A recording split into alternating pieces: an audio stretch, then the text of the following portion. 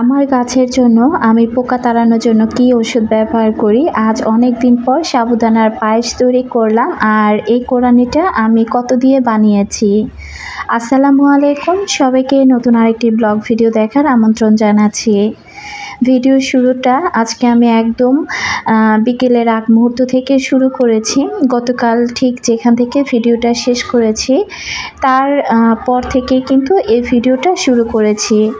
তো এই বটিটা দিয়ে অনেক কিছু কিন্তু কাটাকাটি হয়েছে। আর এই বটিটা যেহেতু আমি তেমন একটা ব্যবহার করি না, এটা বেশিরভাগ সময় একদম তুলে রাখা হয়। তো যেহেতু কাজের জন্য আজকে বটিটা নামানো হয়েছিল। আবার আরেকদিন কিন্তু আমি বটিটা দিয়ে নারকেলও কুড়িয়ে নিয়েছিলাম। তো চিন্তা করলাম যে বটিটা দিয়ে এখন থেকে কাজ করব। অনেক দিন যেহেতু কাজ করা হয় না, তো বটিটার মধ্যে দেখলাম অনেকটা কেমন জং ধরে গিয়েছে। তো একটা তারের মাজনি দিয়ে এখন খুব ভালোভাবে পরিষ্কার করে নিচ্ছি। আর ভালোভাবে পরিষ্কার করে এখন থেকে চিন্তা করতেছি মাঝে সাঝে এই বটিটা আমি ব্যবহার করব আমার কাজের ক্ষেত্রে। তো যাই হোক, নাজমা আইডি থেকে আমাদের নাজমা আপু কিন্তু জানতে চেয়েছিল আমার এই কোরানিটা কত দিয়ে কিনেছি। তো আপু এটা কিন্তু কোরানি প্লাস বটিও। তো যদিও উত্তরটা দিতে অনেকটা দেরি হয়ে গিয়েছে, আমি জানি যে আমার আপুটা রাগ করবে না। তো আজকে যেহেতু বটিটা পরিষ্কার করছি তখন আর কি আপুটার কমেন্টের কথা মনে হয়ে গেল। তো এই বটিটা না আমার শাশুড়ি আমাকে বানিয়ে দিয়েছিল, আর কি বানানো না, এই বটিটা তারই ছিল। তো আমার বিয়ের পর যখন দেখলাম যে একের মধ্যে দুই কাজ হয়, আবার এই বটিটা কিন্তু একদম অনেক ধারালো একটা বটি। তো ওনাদের দেশের বাড়িতে দেখলাম যে সবার বাড়িতে এইরকম বটি, আর কি বটি আর নারকেল কোরানি সেম একই রকম। তখন আর কি বটিটাই আমি চেয়েছিলাম, কিন্তু পরবর্তীতে সে আর কি বটিটা আমাকে ঠিকই দিয়েছে। তবে তার সাথে কিন্তু আমার দুই দেবরের বউকেও সেম বটি দুইটা বানিয়ে দিয়েছে। যেহেতু আমাকে দিয়েছে, তার সাথে তার মেজো এবং ছেলে ছোট, তো এই দুই বউকেও কিন্তু সেম এই দুইটা বটি দিয়েছিল। তো এই বটিটা এখন আর আমার কোরানি কিনা লাগে না। তো কোরানির কাজটা কিন্তু এই বটি দ্বারাই আমার হয়ে যায়, কাটাকাটিও হয় আবার নারকেল কোরানিও হয়। তো আশা করছি আপু উত্তরটা পেয়ে গিয়েছ। এটা আর কি পাবনা এলাকার বটি বলতে পারো। তো যাই হোক, এদিক থেকে সন্ধ্যার আগে চলে আসছি একটু বারান্দায়। তো দেখলাম অনেকগুলো স্পাইডার প্লান্টের গাছ আর কি পাতা আর কি লালচে হয়ে গিয়েছে। তো এগুলো একটু কেটে ছেটে দিচ্ছি। গাছটা এভাবে দেখতে কিন্তু ভালো লাগছে না, যখন কেটে দিব দেখতে এটার মধ্যে অন্যরকম একটা সৌন্দর্য কাজ করবে। সালমা আপু সেদিন আমার ভিডিওতে আমার গাছগুলো দেখে বলতেছিল যে আমার বাসা যদি কাছে থাকতো আপুর কাছাকাছি আর কি, তাহলে আপু অনেক গাছ আমার কাছ থেকে নিয়ে যেত। আপু তোমাকে বলছে আমার কাছ থেকে তোমার গাছ নিতে হতো না, আমি তোমাকে অনেক গাছ দিয়ে দিতাম। তো তোমার বাসায় গিয়ে সুন্দর সুন্দর গাছ তোমাকে উপহার দিয়ে আসতাম। আমার বাসার গাছপালাগুলো আমার অনেক ভালোবাসার আপুরা কিন্তু খুব পছন্দ করেন। তো স্পাইডার প্লান্টটা আর মানি প্লান্টটা আমি একটু হালকা রোদের মধ্যে রেখেছি, একটু বাইরের আলো বাতাস পেলে গাছগুলো দেখা যায় খুব ভালো হবে। তার সাথে আমাদের নাইমা আপু গতকালকে ভিডিওতে বলেছিল যে আপুর গাছে পোকা হয়েছে, আর কি পুর্তুলিকা গাছে অনেকগুলো নাকি পোকা হয়েছে। পোকাগুলো কিভাবে দূর করবে সেই ওষুধটার নাম আর কি আপু জানতে চেয়েছিল, আমি যেন আমার ভিডিওতে একটু বলে দেই। তো আজকের ভিডিওতে আমি দেখিয়ে দিব যে আমি গাছে সেই সাদা পোকা তাড়ানোর জন্য কি ওষুধ ব্যবহার করি আর ওটার দাম কত। তো যাই হোক, আমি কিন্তু গাছটা খুব সুন্দর করে পরিষ্কার করে নিয়েছি, এখন দেখতেও কিন্তু বেশ ভালো লাগছে। আর এই যে সেই ওষুধটা, এই ওষুধটার নামটা আমি যদিও ভিডিওতে ভালো করে দেখা যাচ্ছিল না, এই জন্য কিন্তু আমি নামটা খুব সুন্দর করে লিখে দিয়েছি।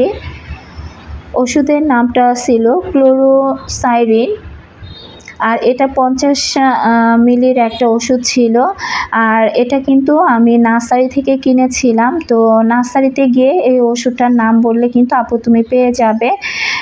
115 টাকা দাম, আমার কাছ থেকে আর কি 100 টাকা রেখে 110 টাকা আর কি রেখেছিল। তো যাই হোক, এটার মধ্যে কিন্তু মেয়াদও দেয়া থাকে। আর এটা এনে বাসায় দেখা যায় 1 লিটার পানির মধ্যে আমরা যে ইনজেকশন দেবার সিরিঞ্জ ব্যবহার করি সেই সিরিঞ্জের 1 মিলি আর কি 1 মিলি সিরিঞ্জের মধ্যে 1 মিলি নিয়ে তারপরে 1 লিটার পানির মধ্যে মিশিয়ে ভালোভাবে তারপরে সব গাছের মধ্যে কিন্তু স্প্রে করে দিতে পারো আপু। আর স্প্রে করার সময় অবশ্যই মুখে মাস্ক বেঁধে নেবে, আর এটা স্প্রে করার পর খুব সুন্দর করে সাবান দিয়ে হাত মুখ ধুয়ে ফেলবে, কারণ এটার বাতাসের সাথে যদি এটার গন্ধটাও নাকে মুখে যায় তাহলে কিন্তু নাক গলা খুব জ্বালা পোড়া করে। তো যাই হোক, আমি আশা করব আপু যদি ভিডিওটা দেখে থাকো ছোট্ট করে একটি কমেন্ট করে জানাবা। আর এটা কিন্তু গাছের জন্য খুবই উপকারী একটা ওষুধ, যে কোনো পোকামাকড় হোক এটা দিলে কিন্তু একদম গাছ পরের দিনই দেখবে 2-3 দিনের মধ্যে দেখবে যে পোকামাকড় নাই আর গাছও বেশ সতেজ হয়ে উঠেছে। তো এই দিক থেকে এখন যেহেতু সন্ধ্যার সময় তো ভাবলাম যে একটু নাস্তা করি। আর আমি কিন্তু গত ভিডিওতে দেখিয়েছিলাম আমি দুপুরবেলা রান্নাবান্না করিনি, ভাত ছিল সেই ভাতটা তেলে দিয়ে আমরা 3 মা মেয়ে খেয়ে নিয়েছিলাম। আর তারপর থেকে কিন্তু এই যে বিকেলবেলার ভিডিওটা আবার আপনাদের সাথে শেয়ার করছি। এখন আমি চা বানিয়ে নিলাম আর অফ ক্যামেরাতে কিছু ছোলা ভুনা করে নিয়েছি। তো এটাই এখন 3 মা মেয়ে খেয়ে নেব সন্ধ্যার নাস্তা হিসেবে। ছোলাটা খাওয়া শেষ হয়ে গিয়েছে, এখন আমি আর জুই মিলে চা খাবো। আর জবা তো ঘুমাচ্ছে, ও ঘুম থেকে উঠে গেলে তখন আর কি ওর খাবারটাও খেয়ে তারপর পড়তে বসে যাবে। যাই হোক, আমার সকল ভালোবাসার আপুদেরকে রিকোয়েস্ট করব যারা ভিডিওটি ক্লিক করেছেন এখনও পর্যন্ত একটি লাইক দেননি, প্লিজ একটি লাইক দিয়ে ভিডিওটি কন্টিনিউ করবেন। আর যারা নতুন আজই আমার চ্যানেলে প্রথম ভিজিট করেছেন, যদি ভিডিওর কোথাও কোনো অংশ আপনার কাছে এতটুকু ভালো লেগে যায় তাহলে বলবো চ্যানেলটি সাবস্ক্রাইব করে আমার পাশে থেকে যেতে। তো চা না খেলে তো হবেই না, আসলে যদিও গলার অবস্থা তেমন একটা ভালো না, তারপরও দুধ চাটা বানিয়ে নিয়েছি। আসলে 2 মেয়ের 1 মেয়েও রং চা খাবে না, তো ভাবলাম আলাদা আলাদা করে আবার চা বানাবো। যাই হোক, আমারটা আমি পরে এক সময় আবার বানিয়ে খাবো। তো এই কারণে 3 মা মেয়ের জন্য দুধ চাটাই আর কি বানিয়ে নিয়েছি। সকালের জন্য কিছু নাস্তা রেডি করতে হবে। তো এর মাঝখানে কিন্তু অফ ক্যামেরাতে আমি রাতের জন্য ভাতও রান্না করেছি। আবার অফ ক্যামেরাতে গতকালকে আমি কিন্তু দেখিয়েছিলাম যে আমি কাটাকাটি করেই রেখেছি সেটা রাতে রান্না করব বলে। তো সেই তরকারিটাও কিন্তু আমি রান্না করে নিয়েছি, বেগুন দিয়ে রুই মাছ রান্না করে নিয়েছি। তো যাই হোক, তরকারি রান্নাটা আর আপনাদের সাথে শেয়ার করলাম না। অফ ক্যামেরাতে কিন্তু আমি এই যে আটাগুলো খুব সুন্দর করে কাই করে তারপরে এই যে এখন রুটিগুলো বেলে নিচ্ছি। সকালবেলা দেখা যায় কি এত তাড়াহুড়ার মধ্যে থাকি, ওই তাড়াহুড়ার মধ্যে কিন্তু এই কাজগুলো করা অনেকটা অসম্ভব হয়ে পড়ে। আর গলা ভালো হবে কি করে, আসলে এই যে রান্নাঘরের গরমটা, এই গরমটাতে কিন্তু আমি একদম ভিজে পুরো অবস্থা খারাপ। তো যখনই একটু বেশি ঘেমে যাই তখন কিন্তু ঠান্ডাটা আরও বেশি লেগে যায়। আমার অনেক ভালোবাসার আপুরা আমাকে অনেক সুন্দর সুন্দর করে কমেন্ট করে জানিয়েছেন আমি যেন ডক্টর দেখাই বা ডক্টরের কাছে যেন যাই। তো আলহামদুলিল্লাহ, জ্বরটা যেহেতু ভালো হয়েছে, গা হাত পা ব্যথাও ভালো হয়েছে, শুধু এই ঠান্ডার সমস্যাটাই আমার কাছে রয়ে গিয়েছে। শাহজাহান আক্তার জব হোল্ডার থেকেও কিন্তু আপু খুব সুন্দর করে কমেন্ট করে বলেছে যে ছোট আপু তুমি কিন্তু খুব ফ্রিজের পানি ডাইরেক্ট একদম খেয়ে থাকো, এই পানিটা এভাবে আর খাবে না, নিজের শরীরের দিকে খেয়াল রাখো। আর এভাবে পানি না খেয়ে তুমি নর্মাল পানিটাই কিন্তু খেতে পারো। তারপরে আপু আরও অনেক কিছু লিখেছে, আসলে আজকে ওইভাবে কমেন্টসগুলো আমি লিখতে পারি নাই, তাই ওইভাবে সাজিয়ে গুছিয়ে বলতেও পারলাম না। তো আপু তোমার কথা আমার মনে থাকবে, ইদানিং কিন্তু আমি ভয়েতেও ঠান্ডা পানি খাচ্ছি না। তো যাই হোক, সকালের জন্য আবারও কি একটা রেডি করব এই রুটি দিয়ে খাওয়ার জন্য, সেটা নিয়েও কিন্তু আমার মধ্যে একটা টেনশন কাজ করছিল। তো এর মধ্যে কিন্তু আমি রুটিগুলো ভালো করে সেঁকে নিয়েছি। পরে রুটি বানাতে বানাতে আমি কিছু সাবুদানা আর কি ভিজিয়ে রেখেছিলাম। আর এখন আমি এই তো দুধের মধ্যে তেজপাতা, এলাচ, দারচিনি সব দিয়ে একটু লবণ দিয়ে দিলাম। আর সাবুদানাটা যেহেতু মোটামুটি আধা ঘন্টার মতো ভিজেছে, এখন আজকে কিন্তু আমি সাবুদানার পায়েসটাই রান্না করে নিব সকালে রুটি দিয়ে খাওয়ার জন্য। ওই দিক থেকে সাবুদানাটা দিয়ে আমি নাড়াচাড়া করে চলে আসছি এই তো রুটিগুলো তুলে নেওয়ার জন্য। রুটিটা যেহেতু ঠান্ডা হয়ে গিয়েছে আর আগেরও কিছু রুটি বানানো ছিল, তো সবগুলো রুটি এখন আমি এই যে বক্সে তুলে রাখবো।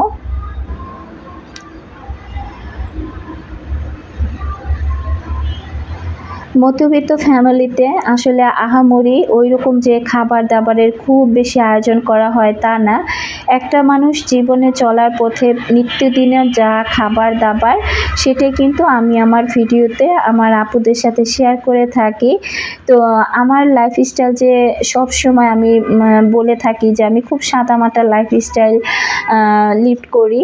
তো এখানে যে আমি আহামরি অনেক ধরনের খাবার দাবার আপনাদের সাথে শেয়ার করব বা ভালো মন্দ অনেক রান্না বান্না করি সেটা শেয়ার করব তা কিন্তু না।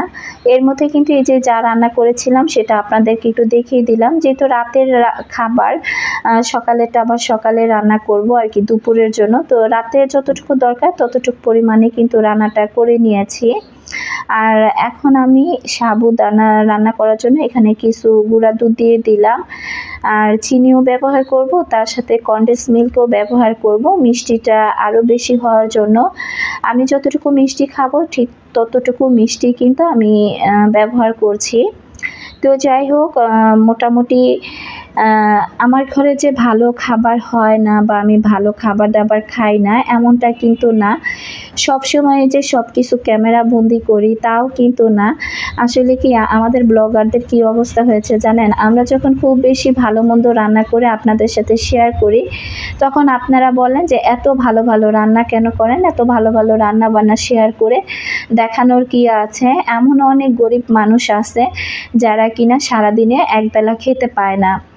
এই ধরনের এমন একটা কমেন্ট কিন্তু আমি কোনো একটা আপুর ভিডিওতে আমি পড়েছিলাম যে আপুটা অনেক রান্না বান্না করেছিল, সেখানে গিয়ে সাধারণ একজন দর্শক ঠিক এমন একটা কমেন্ট করেছিল। আবার এই যে আমি বিথি দেখেন খুব সাদামাটা লাইফস্টাইল পার করি, একদম সিম্পল রান্না বান্না দিয়ে ভিডিওগুলো সাজিয়ে গুছিয়ে রাখি। আবার সেখানে এসেও আপনারা কমেন্ট করেন যে যেমন মাহফুজুল বাড়ি আইডি থেকে যেমন এই আপুটা গতকালকে কমেন্ট করেছে, আপু শুধু বাসা সাজালে হবে, ভালো মন্দ কিছু খাবেন নইলে অকালে বুড়ি হয়ে যাবেন, মনে কিছু নেবেন না, আপনার বাসায় কোনো ভালো খাবারের আয়োজন করা হয় না, আপনার বাচ্চাদের এটাই কষ্ট পাবে। তো এই যে আপুটার উদ্দেশ্যে বলছি, এই যে ভালো মন্দ খাবারের কথা বলতেছেন না ভাই, আমাদের মতো মধ্যবিত্ত ফ্যামিলিরা আজকে একটা ফলের উদাহরণ দেই, আপনি যখন মালটা আপেল এগুলো কিনতে যাবেন তখন দেখবেন যে আহামরি দাম। তো দেখলাম যে যাদের খুব পয়সা আছে তারাও এই ধরনের ফলগুলো কিনতে গেলে এখন কিন্তু হিমশিম খায়। আর আমি তো সেই তুলনায় একদম কি বলবো খুবই ছোটোখাটো একজন মানুষ। আমার বাসায় যে ফল খাওয়া হয় না এটা আপনাকে কে বলেছে? আমার বাসায় আলহামদুলিল্লাহ কম বেশি ফল খাওয়াই হয়। সেটা হয়তো বা আপনাদের সাথে আমি কখনো কখনো শেয়ার করি, আবার কখনো কখনো শেয়ার করি না। আর খুব সিম্পলভাবে যেভাবে জীবনযাপনটা করি সেটাই করি। সব কিছু যে এখানে আমি কাজ করছি বলে আমাকে শেয়ার করতে হবে এমন কিন্তু কোনো কথা না। আসলে আমরা ব্লগাররা কোথায় যাব বলেন তো? আমরা বেশি ভালো খেলে বেশি ভালো পড়লে বেশি ভালো জায়গায় ঘুরতে গেলেও আমাদের দোষ, আবার কম খেলে কম কিছু ঘুরতে গেলে সেটাও যদি আপনাদের সাথে শেয়ার করি সেখানেও আমাদের দোষ। তা আমাদের ব্লগারদের না আসলে অনেক জ্বালা হয়ে গিয়েছে। আসলে কি আর করা, এমন একটা প্ল্যাটফর্মে কাজ করতে এসেছি সেখানে ভালো মন্দ অনেক আপুরা ভাইয়ারা আমাদের ভিডিওগুলো দেখবে এবং তারা তাদের মন্তব্যগুলো করবে, এটাই স্বাভাবিক। তো যাই হোক, আমি সেই আপুটার উদ্দেশ্যে বলছি আমি ভালো খাই, ভালো পড়ি, ভালো একটা জায়গাতে আছি আলহামদুলিল্লাহ। আমার চাইতে যারা খুব খারাপ অবস্থাতে আছে আমি যখন আমার নিচের দিকে তাকাই তখন কিন্তু আমি যেই ঘরটার মধ্যে আসি না মাসে সেই ঘরটার মধ্যে সব কিছু মিলিয়ে আমাকে 13,000 টাকা বাসা ভাড়া গুনতে হয়। আবার এমনও মানুষ আছে দেখবেন ভাইয়া যে এই 13,000 টাকা দিয়ে তারা পরিবার চালায়, বাবা মা চালায়, সন্তানদেরকে চালায়, আবার তারা নিজেরাও চলে, বাসা ভাড়াও দেয়। তাহলে বলেন তো সেখান থেকে আমি অনেক অনেক ভালো আছি না? আমি কিন্তু আমার একটা রুম আমি সাবলেট দিয়েও রাখি নাই, পুরো একটা ফ্ল্যাট নিয়ে নিজের মতো নিজে থাকছি। তো যাই হোক, এ বিষয়ের কথা না বলি, আমি যা আছি আলহামদুলিল্লাহ। আর সকালের জন্য নাস্তা রেডি করে রাখলাম, রিল্যাক্সে আছি। আর খাওয়া দাওয়া শেষ করে এরপর ভিডিওটা শেয়ার করলাম। একদম রান্নাঘরটাকে খুব সুন্দর করে এভাবে আমি পরিপাটি করে রাখি খাওয়া দাওয়ার পরে। এতে করে সকালটা উঠে যখন রান্নাঘরে ঢুকবো তখন কিন্তু রান্নাঘরটা দেখে মনটা ভালো হয়ে যাবে আর কাজের প্রতিও একটা এনার্জি চলে আসবে। তো আমার রাতের খাবার দাবারটাও শেষ, টেবিলটাও খুব সুন্দর করে পরিষ্কার করে নিয়েছি। সবাই কিন্তু ঘুমিয়ে পড়েছে, জবার আব্বু শুয়ে পড়েছে। আর পায়েসটা ঠান্ডা হলে এরপর ফ্রিজে রেখে তারপর আর কি আমি ঘুমাবো। এখন আমি আমার ভিডিওর এডিটিংয়ের কাজগুলো করব। তো পর্দাটা টেনে দিলাম আর লাইটগুলো এখন আমি নিভিয়ে দিব। খুব সাদামাটা লাইফস্টাইল সবসময় আপনাদের সাথে শেয়ার করি, তারপরেও ভালো কমেন্ট আসবে, খারাপ কমেন্ট আসবে, সেখানে মন খারাপ করার মতো কিছুই নাই। তো যাই হোক, তারপরেও সবাইকে ধন্যবাদ জানাবো যে এত সুন্দর সুন্দর কমেন্ট আমার ভিডিওতে আপনারা আমাকে ভালোবেসে যে করে থাকেন। তো আমি কিন্তু এখন রুমে চলে আসছি, বেডরুমের লাইটটাও নিভানো। এখন বসে বসে ভিডিও এডিট করব, মেয়েরা টিভি দেখতেছে। তারপর কিন্তু ভিডিও এডিট করা শেষ হলে আমি ঘুমিয়ে পড়ব। আর রাতের বাইরের বিল্ডিংয়ের আলোগুলো দেখতেও কিন্তু বেশ ভালো লাগছিল।